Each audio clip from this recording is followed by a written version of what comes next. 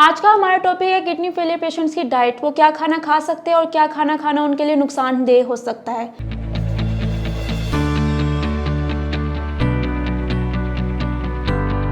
دس از dietitian Amna سرور.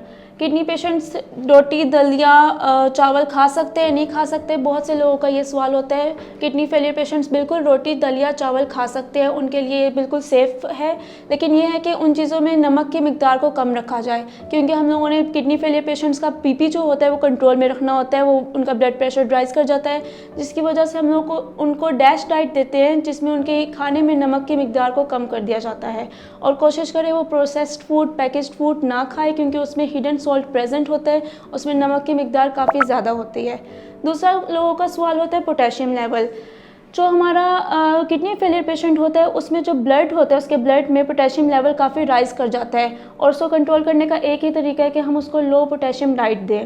لو potassium diet میں کیا آ جاتا ہے, ہم اس طرح کے فوڈ اور ویجیٹیبلس اور فروٹس دیتے ہیں جس میں پوٹیشیم لیول کم ہو, جیسے کہ ایپل, بیریز, پلمس, کوکمبر, کیبیج, انین, یہ سارے لو پوٹیشیم فوڈس ہیں. ہائی پوٹیشیم فوڈس میں ہمارے پاس کیا آ جاتا ہے, bananas, egg yolk, oranges, ٹومیٹوز, potatoes, یہ سارے ہائی پوٹیشیم فوڈس ہیں.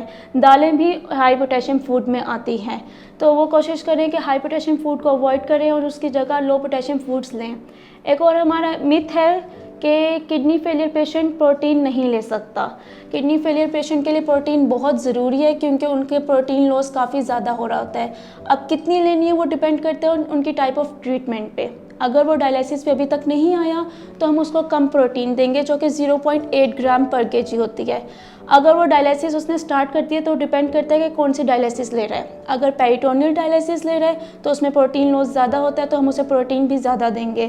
لیکن یہ ہے کہ جو لمٹ ہم نے بتائی ہے اس کو کراس نہ کرے, کیونکہ پروٹین اگر اس لمٹ سے زیادہ وہ لیتا ہے تو پھر کڈنی میں برڈن ڈلتا ہے, جو کہ ان کے لیے نقصان دہ ہے, ان کی کڈنی کے لیے نقصان دہ ہے.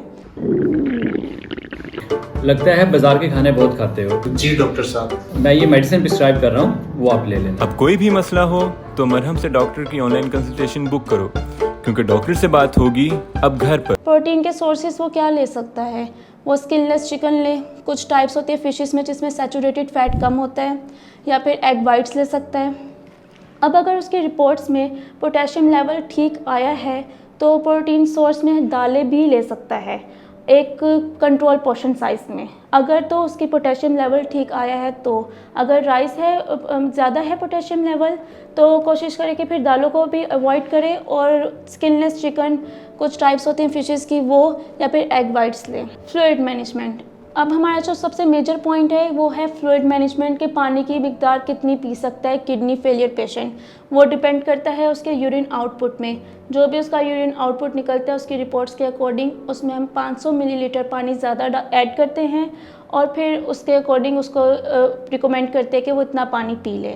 اب اس میں اس نے خیال رکھنا ہے کہ اگر کوئی ایسا فروٹ یا ویجیٹیبل لے رہا ہے جس میں واٹر کنٹینٹ زیادہ ہے, سوپ, چائے, اس طرح کی چیزیں لے رہا ہے جو کہ مطلب پانی کے میں ہی شامل ہوتی ہے, ان سب چیزوں کو خیال میں رکھتے ہوئے, کاؤنٹ کرتے ہوئے اتنا پانی پیے, کیونکہ اگر وہ اس مقدار سے پانی زیادہ پیتا ہے تو اس کی باڈی میں فلوئڈ ریٹینشن ہو سکتی ہے. اس ویڈیو کے متعلق کوئی بھی سوال ہو تو آپ نیچے کمنٹ کر کے پوچھ سکتے ہیں, اور اگر آپ مجھ سے اپائنٹمنٹ بک کرنا چاہتے ہیں تو وہ آپ مرہم پلیٹ فارم کے تھرو کر سکتے ہیں.